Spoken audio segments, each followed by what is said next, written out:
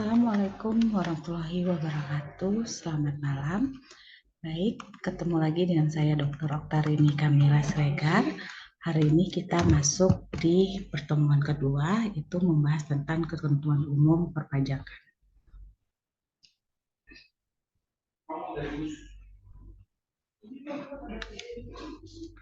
Nah, di ketentuan umum perpajakan ini kita akan membahas tentang administrasi ya perpajakan. Yang pertama di sini adalah kita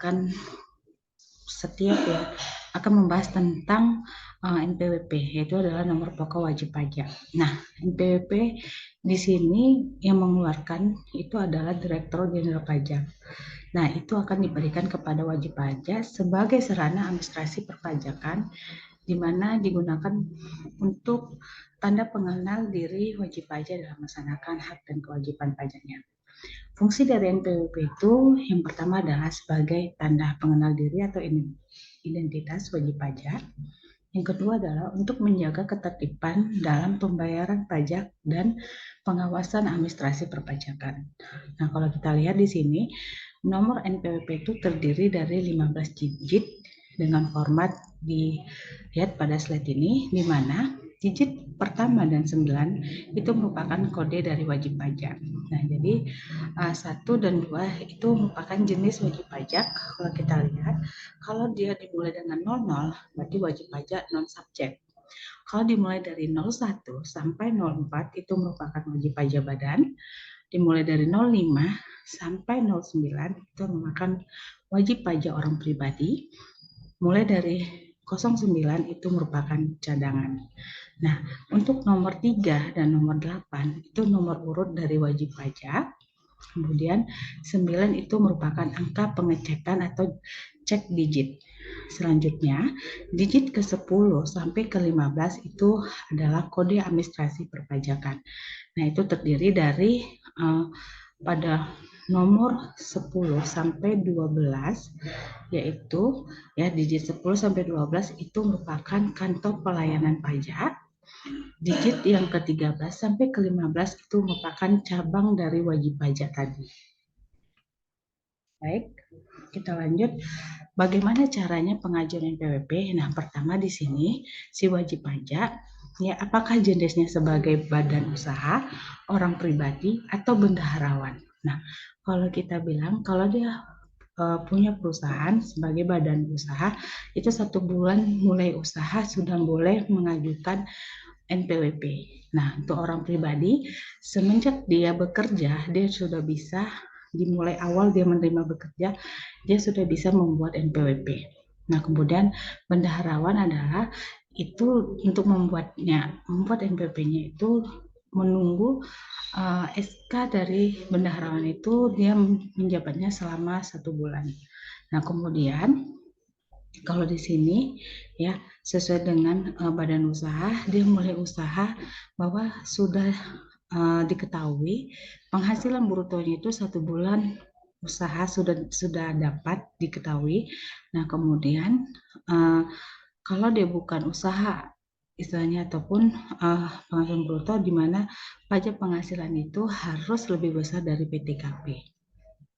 Nah, selanjutnya maka perlulah NPWP itu untuk dibuat seperti itu. Oke. Nah, pendaftaran NPWP sekarang ini sudah gampang, bisa langsung dan bisa juga secara elektronik. Nah, jadi silakan Anda buka website dari situs pajak www.pajak.go.id.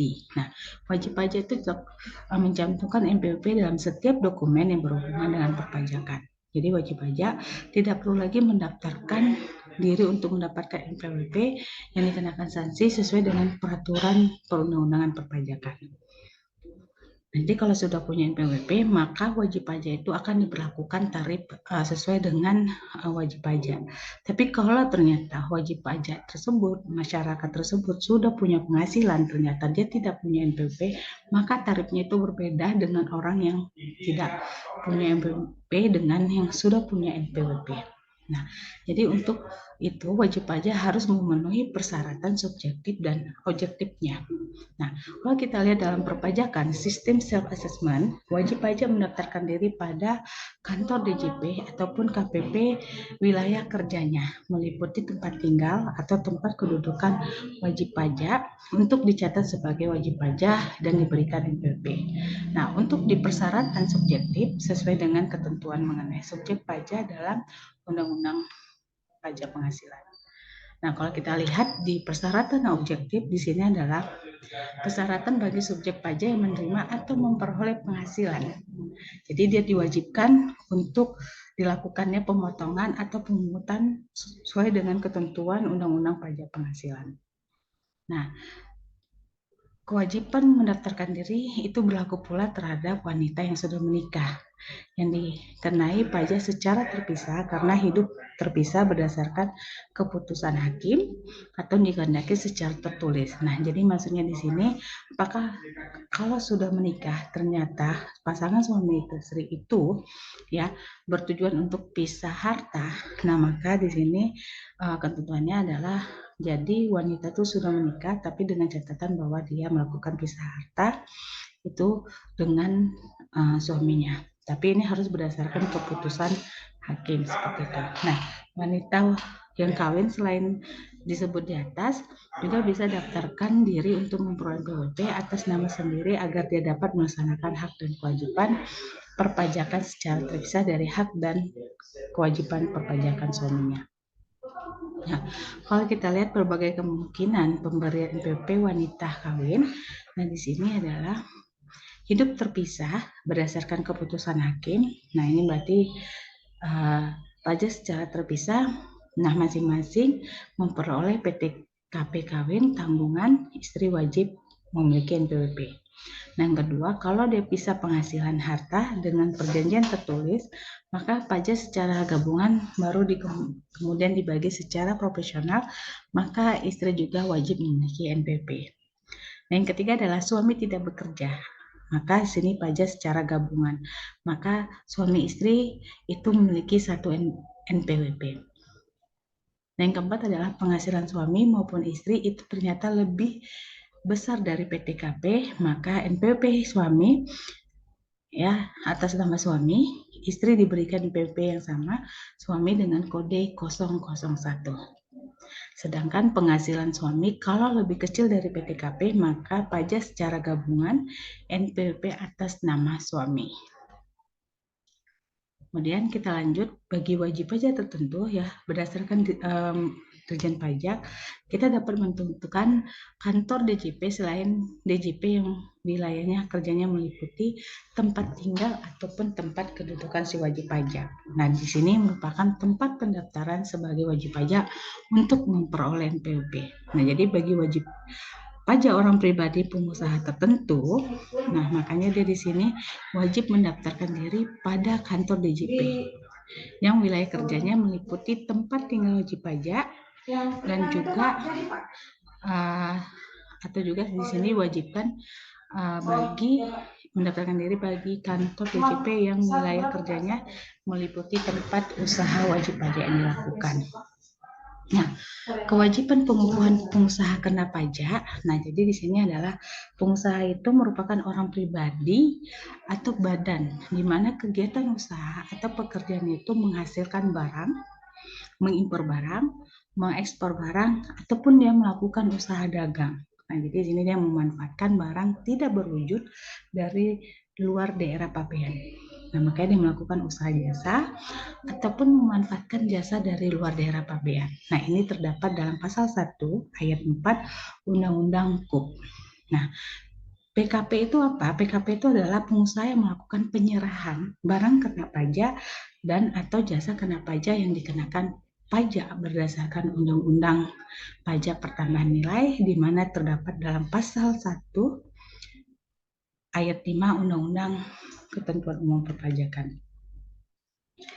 Nah, kemudian yang perlu diperhatikan lagi di sini adalah untuk wajib pajak di mana dia dikenakan PPN, maka dia wajib melaporkan usahanya pada kantor DJP. di wilayah baik dia tempat tinggalnya ataupun tempat dia bekerja. Nah, kemudian dia harus dikukuhkan sebagai pengusaha kena pajak atau PKP. Nah, selanjutnya untuk pengusaha orang pribadi ataupun badan yang mempunyai tempat kegiatan usaha di wilayah beberapa DCP, ya, dia juga wajib melaporkan usahanya untuk dikukuhkan sebagai PKP, ya, baik berada di kantor JP yang wilayah kerjanya maupun di mana dia uh, tempat usahanya dilakukan, seperti itu. Nah, fungsi dari NPPKP ini adalah yang pertama sebagai tanda pengenal diri atau identitas sebagai pengusaha kena pajak. Yang kedua, dia melaksanakan hak dan kewajiban di bidang pajak pertambahan dan pajak penjualan atas barang mewah. Nah, yang keempat adalah pengawasan administrasi perpajakan. Jadi pengusaha yang memenuhi syarat sebagai PKP tetapi tidak melaporkan usahanya untuk dikukuhkan sebagai PKP, maka dia akan dikenakan sanksi sesuai dengan ketentuan peraturan dari perundang-undangan perpajakan. Jadi PKP itu, ya pengusaha kena pajak itu, ya berdasarkan keputusan dari Dirjen Pajak itu dapat ditentukan di mana berada lokasi tempat usahanya, ya itu baik yang tadi kita bilang berdasarkan wilayah kerja ataupun tempat kerjanya, maka di sini dia harus dapat melaporkan ya usaha untuk memperoleh NPPKP. Nah, NPWP, NPPKP secara jabatan. Nah, maksudnya apa? Nah, di sini Dirjen Pajak dapat menerbitkan NPWP dan PPKP secara jabatan apabila wajib pajak atau PKP tidak melaksanakan kewajibannya, mendaftarkan diri sebagai wajib pajak dan melaporkan usahanya sendiri sebagai PKP.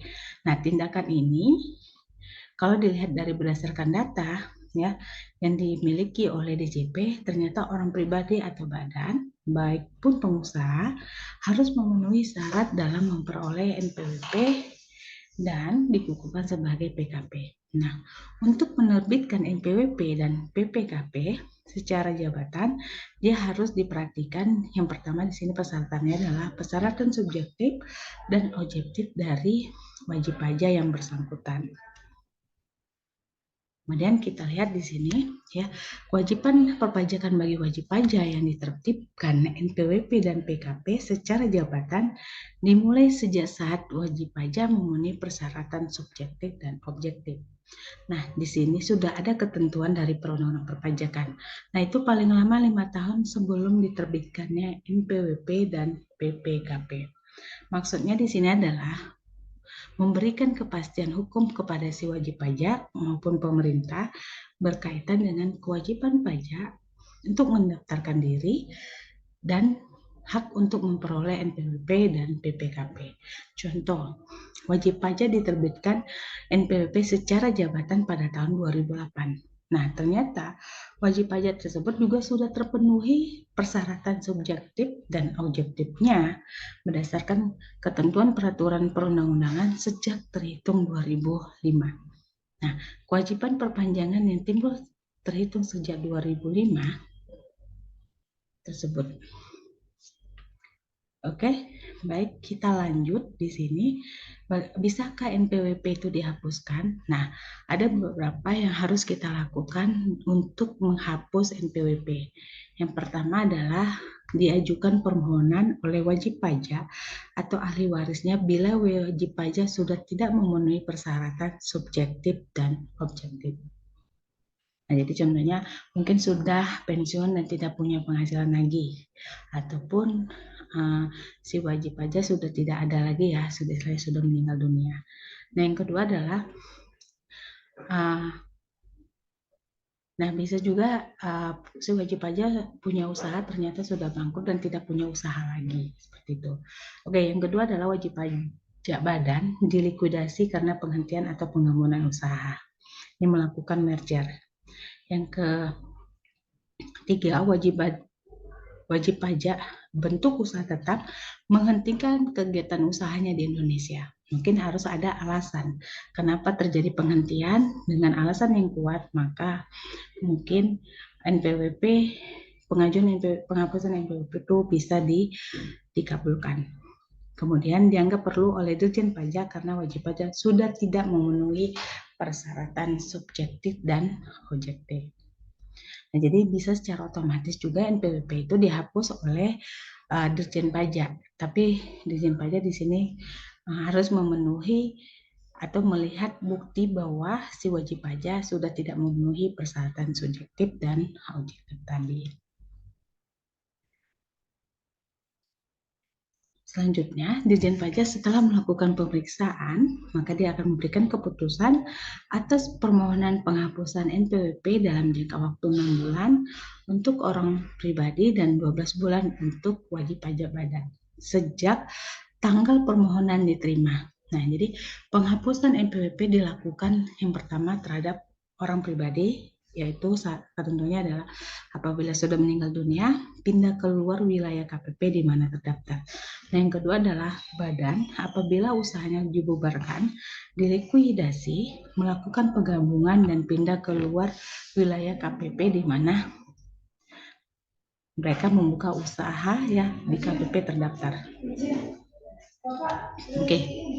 Pencabutan MPPKP di sini ada ketentuannya adalah pertama, Dirjen Pajak karena jabatan atas permohonan wajib pajak dapat melakukan pencabutan PPKP. Yang kedua adalah melakukan pemeriksaan yang harus memberikan keputusan atas permohonan pencabutan PPKP dalam jangka waktu 6 bulan sejak tanggal permohonan diterima secara lengkap.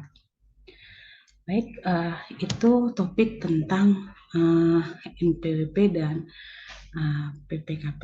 Nah, kalau kita masuk dari SPT ya, kita mengenal di sini SPT. SPT adalah surat pemberitahuan. Nah, kewajiban dari SPT itu adalah di mana surat ini ya yang digunakan oleh si wajib pajak adalah untuk melapor perhitungan atau pembayaran pajak ya, baik dia objek pajak ataupun bukan objek pajak, serta harta dan kewajiban sesuai dengan ketentuan peraturan perundang-undangan perpajakan. Jadi, setiap wajib pajak itu harus mengisi SPT dengan benar, lengkap dan jelas ya berdasarkan bahasa Indonesia dengan menggunakan huruf Latin dan menggunakan mata uang rupiah, dan jangan lupa untuk ditandatangani serta menyampaikannya ke kantor DJP. Nah, masa pajak sama dengan 1 bulan kalender. Setiap bulannya di sini ataupun setiap tahunnya si wajib pajak harus melaporkan tentang administrasi perpajakan yang akan dibayarnya. Nah, fungsi dari SPT di sini adalah sebagai sarana untuk melaporkan dan mempertanggungjawabkan penghitungan jumlah pajak yang sebenarnya terutang dan untuk melaporkan tentang pembayaran pajak, penghasilan yang merupakan objek pajak, harta dan kewajiban, dan pembayaran dari pemotong atau pemungut tentang pemotong atau pemungut pajak orang pribadi atau badan dalam satu masa pajak.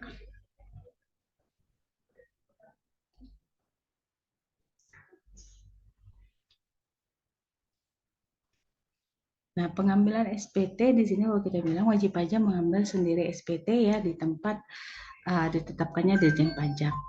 Nah, dan untuk juga memberikan pelayanan kemudahan pada wajib pajak, maka formulir disediakan oleh kantor DJP. Nah, sekarang kita sudah lebih mudah ya. Para wajib pajak bisa membuka situs DJP itu langsung ya di www.pajak.go.id, dan pelaporannya juga sekarang sudah menggunakan elektronik.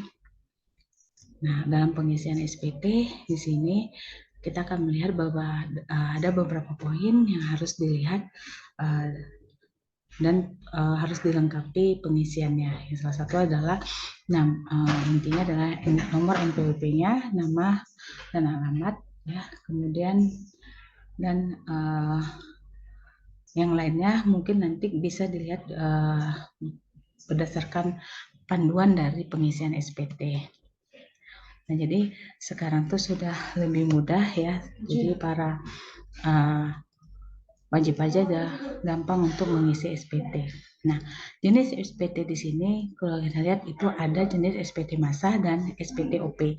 SPT masa itu dilakukan pelaporan setiap bulan. Nah, jenis SPT masa baik pasal 21, 22, 23, 24, 25, kemudian 26 dan SPT masa PPN dan PPNBM. Nah, sedangkan untuk SPT OP itu adalah jenis dari SPT tahunan orang pribadi dan SPT badan, di mana setiap tahun sekali. Jadi kalau SPT OP itu selalu dilakukan pelaporan di tanggal 31 Maret. Nah, dan sekarang untuk SPT badan itu akan dilakukan pada tanggal 30 April. Gitu. Nah,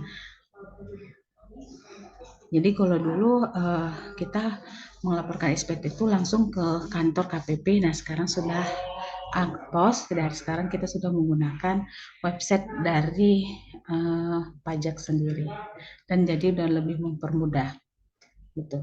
Nah, jadi batasan paling lama pelaporan SPT masa itu adalah 20 hari SPT dan itu adalah 3 bulan dari akhir tahun, dan SPT badan itu adalah 4 bulan dari akhir tahun. Jadi, oke, ini jenis-jenis dari SPT ya, tahunan dan SPT masa. Waktunya, oke. Di sini ada status dari SPT, jenisnya kalau dilihat dari SPT kurang bayar, SPT nihil, SPT lebih bayar, SPT rugi, SPT kompensasi, SPT tidak disampaikan, dan SPT terlambat disampaikan. Jadi nanti kita akan menentukan di situ apakah SPT baru pertama kita melaporkan, apakah SPT-nya kurang bayar, ternyata kita sudah pernah melaporkan, ternyata diperiksa, ternyata terjadi kurang bayar ataupun lebih bayar, ataupun SPT rugi. Nah, jadi kita harus bisa mengelompokkan jenis SPT yang kita laporkan. Nah, apakah bisa dilakukan pembetulan apabila SPT kita itu terjadi kesalahan? Bisa. Ya, jadi makanya kesalahan itu bisa muncul ketahuan apabila di sini setelah SPT dilaporkan maka terjadi perekaman SPT. Dan di sini unbalance ya, SPT balance. Nah, kemudian peneliti SPT, surat hasil peneliti yang mungkin dikasih ke si wajib pajak. Nah, di sini SPT balance maka dilakukan periksa pajak. Nah, jadi kalau misal dia respon maka di sini langsung ya, maka SPT itu bisa diperbaiki. Sedangkan tidak respon, istilahnya tidak hasilnya ternyata banyak dilakukan keganjilan, maka dilakukanlah pemeriksa pajak, ataupun bisa keluar dari surat tagihan pajak itu tadi. Nah, ini ada beberapa ketentuan dalam pembetulan SPT. Pembetulan SPT itu bisa muncul karena adanya pemberitahuan pemeriksaan pajak itu tadi, seperti itu. Ya.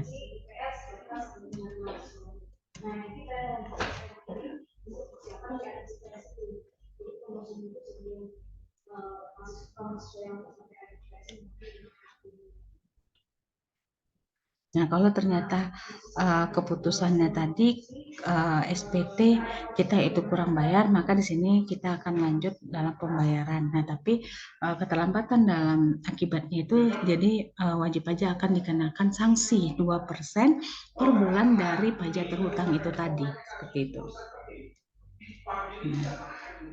Ini ada beberapa contoh kasus ya, bisa rekan mahasiswa untuk membaca slide kita ya, di batas waktu pembayaran. Jadi kalau bisa jangan lewat dari batas waktu pembayaran dan pelaporan. Oke, baik, mungkin itu saja topik kita hari ini ya. Selamat mengikuti pembelajaran secara online ya. Mungkin nanti akan kita lanjut video berikutnya. Assalamualaikum warahmatullahi wabarakatuh.